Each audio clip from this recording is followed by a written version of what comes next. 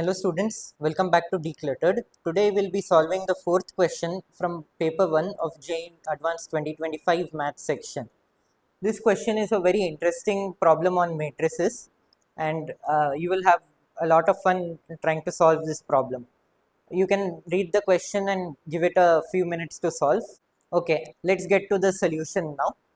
So it is given that P is a diagonal matrix and we wish to find the number of 3 by 3 invertible matrices Q with integer entries such that Q inverse is Q transpose and PQ equal to QP. Alright. So the first thing that I'll get to is this Q inverse equal to Q transpose with integer entries. Alright. So in matrices, if a matrix satisfies Q inverse equal to Q transpose, then it is also known as an orthogonal matrix.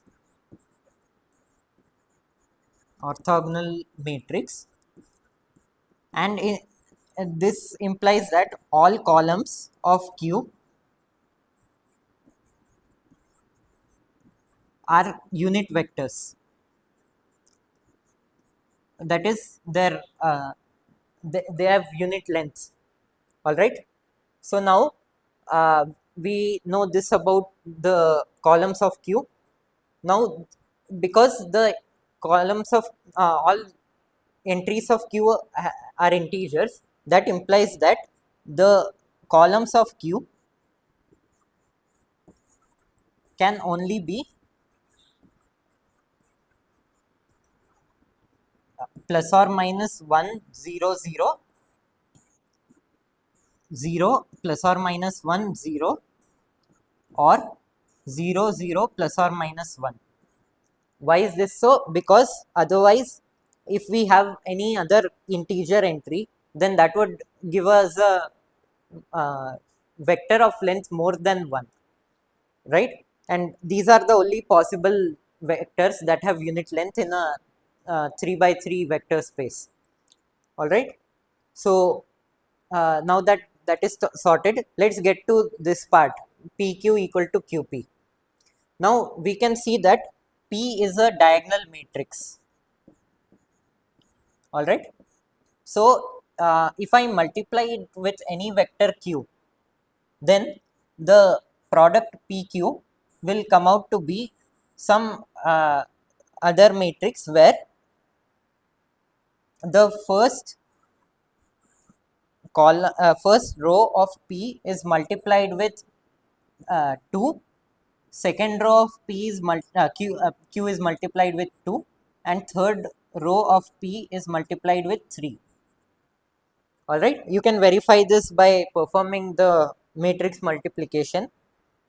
Okay, right. Next we'll be performing the multiplication QP, which will be some matrix Q into 2, 2 and 3.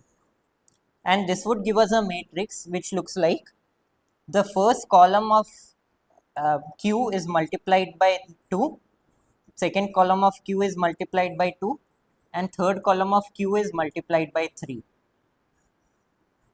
All right. Again, you can cross check if this is correct.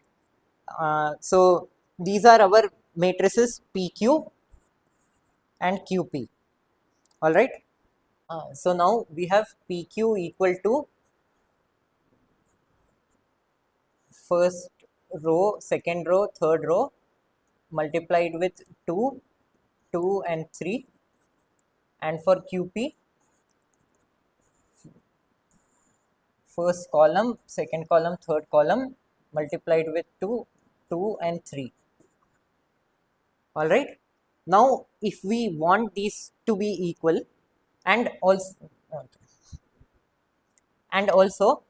columns of Q are plus or minus 1 0 0 0 0 plus or minus 1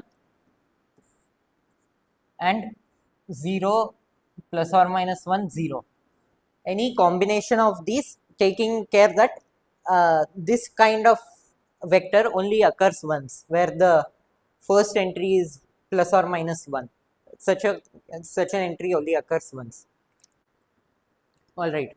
Now, if we look at QP, the third column of Q itself can contain only one or minus one. So when we multiply it by 3, the entire column can only contain a plus or minus 3 for QP. Similarly, for PQ, the third row can contain only 1 plus or minus 3, right? But it's given to us that PQ is equal to QP. So let's take a case where Q equals let's say 1 1 1 0 0 and so on. When we compute PQ, we will get first column multiplied by 2, second column multiplied by 2, third row multiplied by 3. Okay, and QP will be equal to 0 0 2 0 2 0 3 0 0. All right. So it can be seen that if we take this kind of matrix for Q, then we don't get PQ as equal to QP. So that means the only possibility for PQ equal to QP is if the bottommost entry of Q is plus or minus 1, and these all will be 0 consequently. All right. So this is necessary to understand uh, the approach to the question, that the bottommost element of Q will be plus or minus 1. Otherwise, we cannot get PQ equal to QP, as 3 will not appear in the same spot at all. Okay. Now, for these entries here, as can be seen, the first two columns are anyways multiplied by 2, and so are the first two rows. So that would imply that it doesn't matter what orientation we place the ones in, as long as they are not in the same row. What I mean to say is, we can place the plus or minus 1 like this, 0 0 plus or minus 1, or we can place it also as 0 plus or minus 1 plus or minus 1 0, and 0 0 1 plus or minus 1 0 0. So these are our only possible matrix orientations possible for Q. Hence, our answer would be uh, this specific orientation will have 8 possibilities each for each one of plus or minus 1. So 8 for this, and similarly 8 for this. Hence, the total number of matrices for Q will be 8 plus 8, which is 16.